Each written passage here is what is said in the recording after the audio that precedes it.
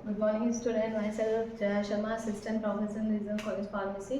अभी तक हमने टॉपिक कवर किया था बायोफार्मास्यूटिक्स में। हम टॉपिक पढ़ रहे थे हमारा जो हमारे पैरामीटर्स थे फार्माकोकाइनेटिक के। ठीक है, बेसिक्स हमने फार्माकोकाइनेटिक के डिफरेंट पैरामीटर्स स्टडी कर रहे थे, जो कि हमें AUC, Cmax, Tmax, ठीक है, एरिया अंडर कवर, हमारा MEC, MSC, इन सबको आइडेंटिफाई कराने में यूज़ होते हैं। ये सब हाइपोथेटिकल वैल्यूज़ होती हैं, ठीक है, मैथमेटिकली। इनके लिए हमने कुछ मेथड्स यूज़ करे थे। वो हमारी थी, पहला 2 पार्ट्स में डिवाइडेड थी, model approaches and non model approaches थी। मतलब लाइक मॉडल डिपेंडेंट भी बोल सकते हैं और उसको हम बोल सकते हैं नॉन मॉडल डिपेंडेंट अप्रोचेस। तो मॉडल अप्रोचेस को फर्दर डिवाइड किया गया था कंपार्टमेंट मॉडल्स के अंदर और फिजियोलॉजिकल मॉडल्स के अंदर। कंपार्टमेंट मॉडल हमारे 2 टाइप के थे। फर्स्ट वन हमारा कंपार्टमेंट था लाइक एक मेमोरी कंपार्टमेंट मॉडल और एक था कैटेनरी कंपार्टमेंट मॉडल। देन उसके बाद आते हैं हमारे फिजियोलॉजिकल, जिसके अंदर blood flow rate depending model था हमारा, और मेम्ब्रेन परमेबिलिटी हमारा मॉडल था। देन उसके बाद हमारे आते हैं नॉन कंपार्टमेंट मॉडल्स, उसको हम अभी आगे स्टडी करने वाले हैं। फिर उसके बाद हमने स्टार्ट किया वन कंपार्टमेंट मॉडल होता क्या है। ठीक है, अब वन कंपार्टमेंट मॉडल के अंदर हमारे कौन कौन से फार्माकोकाइनेटिक पैरामीटर्स यूज़ होते हैं। तो बेसिकली हमने वन कंपार्टमेंट IV के थ्रू स्टडी किया था इससे पहले वाले वीडियोस में। IV के थ्रू जब हम स्टडी करते हैं तो हम ये मान के चलते हैं कि उसमें जो एब्जॉर्प्शन होता है किसी भी ड्रग का वो नेग्लिजिबल होता है, बिकॉज हम IV की बात कर रहे हैं तो एब्जॉर्प्शन उसका होता नहीं है, फर्स्ट पास मेटाबॉलिज्म को बिल्कुल अवॉइड करता है। तो डायरेक्ट वहाँ डाला तो डिस्ट्रीब्यूशन होता है, हम लास्ट में वहाँ मानते हैं कि वहाँ एलिमिनेशन ही होता है। ठीक है, उसी के बेस पे हम एलिमिनेशन के बेस पे जब इस पैरामीटर को देखते हैं तो हमारे पास यहाँ 3 चीज़ें निकल के आती है। एलिमिनेशन रेट, ठीक है, सेकेंड आती है आपकी क्लियरेंस, थर्ड आपका आता है एलिमिनेशन हाफ लाइफ। ठीक है, तो एलिमिनेशन हाफ लाइफ हमने स्टडी कर रही थी, उसी के अंदर हमारे पार्ट थे क्लियरेंस। क्लियरेंस में हमने टोटल क्लियरेंस पढ़ रहे थे। क्लियरेंस बेसिक से होता क्या है, क्लियरेंस का फॉर्मूला क्या होता है कि हमारा रेट ऑफ एलिमिनेशन, जो हमारी बॉडी से ड्रग का एलिमिनेशन हो रहा है, rate of drug elimination upon plasma drug concentration, ये हमारा था बेसिक सा क्लियरेंस।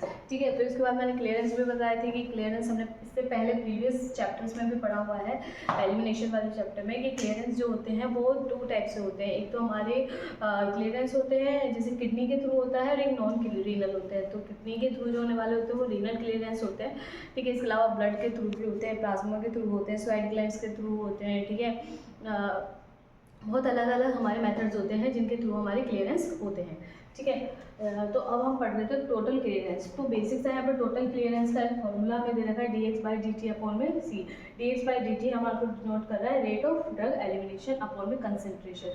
वेयर हम जानते हैं कि dx/dt क्या होता है, हमने प्रीवियस में पढ़ा हुआ है, एलिमिनेशन के बराबर इक्वल होते हैं वो KE(x) होता है। KE means elimination, x means concentration, के इक्वल होता है। तो यहाँ पे इसकी जगह हम इस वैल्यू को यहाँ पे पुट कर देते हैं KE(x) अपॉन में c। ठीक है, तो वहाँ जहाँ हमने पहले पढ़ा था कि वॉल्यूम ऑफ डिस्ट्रीब्यूशन क्या होता है हमारा, वॉल्यूम ऑफ डिस्ट्रीब्यूशन हमारा क्या होता है, amount of drug in body upon में कंसंट्रेशन, प्लाज्मा ड्रग कंसंट्रेशन। ठीक है, तो ये x से हमें क्या डिनोट कर रहे हैं यहाँ पे, वॉल्यूम, ठीक है, सॉरी एपरेंट वॉल्यूम। ठीक है, तो वॉल्यूम ऑफ डिस्ट्रीब्यूशन, तो CT इज इक्वल टू हम यहाँ वॉल्यूम ऑफ डिस्ट्रीब्यूशन लिख सकते हैं। अब हमें पता है कि KE इज इक्वल टू होता है, अगर हमने एक फॉर्मूला देखा था T हाफ का, अगर हम फॉर्मूला देखते हैं तो 0/693 अपॉन में KE होता है। ये हमारा फॉर्मूला था। अगर हम इसको जस्ट रिवर्स कर देंगे तो KE इधर आ जाएगा और ये कहाँ चला जाएगा, T हाफ। अगर हम इसको इस तरह से देखें तो KE की वैल्यू क्या निकल के आ जाती है हमारे पास, 0.693 VD हमारा क्या है, वॉल्यूम डिस्ट्रीब्यूशन अपॉन में T हाफ। ठीक है, तो ये एक जनरल फॉर्मूला निकल के आता है हमारे टोटल क्लियरेंस। इस टोटल क्लियरेंस में हमारी क्लियरेंस आती है clearance of renal plus clearance of hepatic plus clearance of आपकी हेपेटिक के अंदर से कहाँ कितनी ड्रग बाहर जा रही है, रीनल के थ्रू कितनी ड्रग बाहर जा रही है, सो ऑन हम यहाँ पे टोटल कर सकते हैं। और अदर कि कहाँ से, जैसे कि अदर नॉन रीनल हो गए हमारे। ठीक है, ये हमारा होता है, इसका टोटल निकालने के लिए ये फॉर्मूला दिया हुआ है। अब अगर हम इसको अकॉर्डिंग टू दिस फॉर्मूला अगर हम बात करें तो क्लियरेंस अगर, ठीक है, बॉडी से क्लियरेंस, टोटल क्लियरेंस अगर इंक्रीज हो रही है, जितना अमाउंट ऑफ हमारी बॉडी से निकलता जा रहा है, अगर मान लो ड्रग आपने ली, ड्रग पूरी बॉडी से निकल गई तो T हाफ कहाँ आ रहा है, T हाफ तो कोई है ही नहीं, तो T हाफ ऑटोमेटिकली क्या हो जाता है, डिक्रीज। और T हाफ बेसिकली क्या होता है, हमारी बायोलॉजिकल हाफ लाइफ तो अगर क्लियरेंस रेट बढ़ जाएगी तो बायोलॉजिकल हाफ लाइफ डिक्रीज हो जाएगी, अगर ये इंक्रीज हो जाएगी तो क्लियरेंस डिक्रीज हो जाएगी, ठीक है। और यहीं पर अगर हम इसमें एक रिलेशनशिप देखते हैं तो क्लियरेंस जो होती है वो डायरेक्टली प्रोपोर्शनल टू है volume of distribution.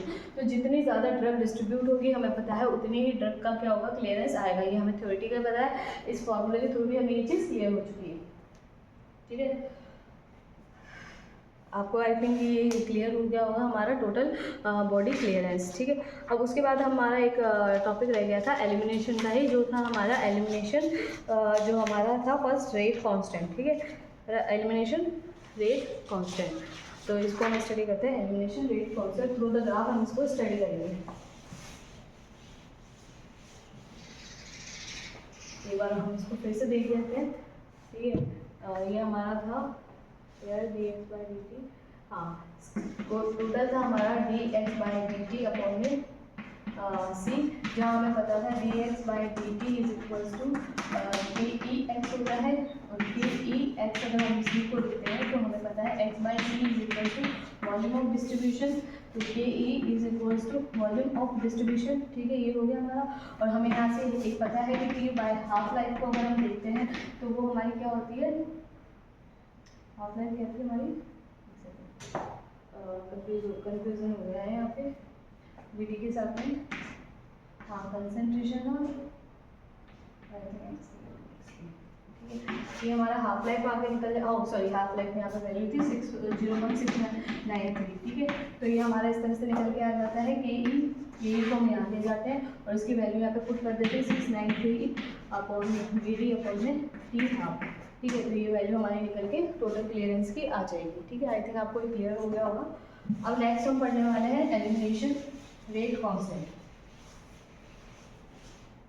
Elimination rate constant, basic सा एलिमिनेशन रेट कांस्टेंट हमारा हमने देखा है कि एलिमिनेशन रेट कांस्टेंट होता है कि हमारी ड्रग जो है बॉडी एलिमिनेशन रेट कांस्टेंट,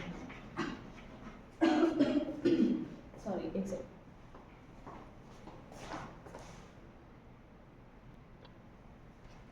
तो बेसिक से अगर हम बात करें एलिमिनेशन रेट कांस्टेंट की, तो एलिमिनेशन रेट कांस्टेंट होता है कि हमारी जो ड्रग है उसकी जो रेट है वो कितनी फिक्स होने वाली है, यहाँ पे कितना इसका कांस्टेंट रहने वाला है। इसके लिए एक फॉर्मूला था हमारे पास में, x naught is equal to x naught अब माइनस के ई टी, ठीक है। इसका जब हम इंटीग्रेशन करते हैं तो ये फॉर्मूला निकल के हमारे पास में आता है, ठीक है। इस according to this formula elimination rate क्या होती है हमारी, अगर हम ग्राफ के फॉर्म में समझे, ये कंसंट्रेशन वर्सेस टाइम अगर हम देखते हैं, ठीक है। ग्राफ किसके बीच में बनेगा, कंसंट्रेशन और टाइम के बीच में। अगर हमने ड्रग ली है आई वी फॉर्म में, ठीक है, तो रैपिडली जा रही है ड्रग, रैपिडली उसका डिस्ट्रीब्यूट, तो एकदम से कंसंट्रेशन उसकी इंक्रीज हो जाएगी, टाइम के साथ साथ धीरे धीरे धीरे धीरे धीरे उसकी कंसंट्रेशन क्या है, डिक्रीज होती जाएगी। एक ही पॉइंट आएगा जिसको हम बोल सकते हैं टी हाफ, यहाँ पे आके हमारी ड्रग की कंसंट्रेशन 50% हमारा ड्रग यूटिलाइज हो जाएगा, ठीक है। अगर हम कंसंट्रेशन और टाइम को देखें, अगर दूसरा ग्राफ से अगर हम इसको समझे, ये तो हमारा रेगुलर ग्राफ हो गया। सेकंड ग्राफ होता है हमारा सेमी लॉगरिदमिक ग्राफ, इस ग्राफ को हम बोलते हैं सेमी लॉगरिदमिक ग्राफ। इस ग्राफ अगर हमके लॉग करने के बाद जब हमने निकाला है वैल्यूज, अगर हम उसके अकॉर्डिंग देखें तो जो हमारी ड्रग है को वैसे पता है कंसंट्रेशन और टाइम के बीच में ये बन रहा है, ये एलिमिनेशन का ग्राफ है। यहाँ ड्रग की कंसंट्रेशन एक साथ इंक्रीज हुई, धीरे धीरे टाइम के साथ में वो ड्रग की कंसंट्रेशन कम हो रही है। कम हो रही है इन द सेंस क्या है, ड्रग हमारी बॉडी से एलिमिनेट हो रही है। जैसे कंसंट्रेशन C1 थी, कंसंट्रेशन C2 है, ये 3, तो यहाँ T1 टाइम के साथ में इतनी कंसंट्रेशन बॉडी के अंदर रहेगी, T2 टाइम के साथ में ये ड्रग हाफ हो गई, T3 टाइम के साथ में ड्रग का 90% एलिमिनेशन हो गया, तो ड्रग धीरे धीरे बॉडी से एलिमिनेट हो रही है, ठीक है। तो एलिमिनेशन रेट कांस्टेंट हमें ये बताता है कि टाइम के साथ में ड्रग कितना बॉडी से थ्रू एलिमिनेट हो रही है, ठीक है।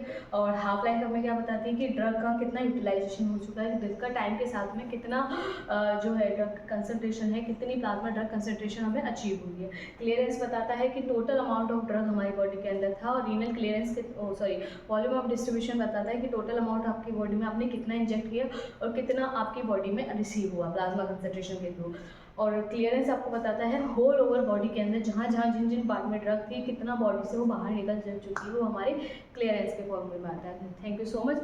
नेक्स्ट हम इसमें अब टॉपिक पढ़ने वाले हैं हमारा ये था हमारा one compartment open compartment model था हमारा IV बॉल्स के लिए। अब हम इसमें सेकंड पढ़ने वाले हैं इन्फ्यूज़न के थ्रू, ठीक है।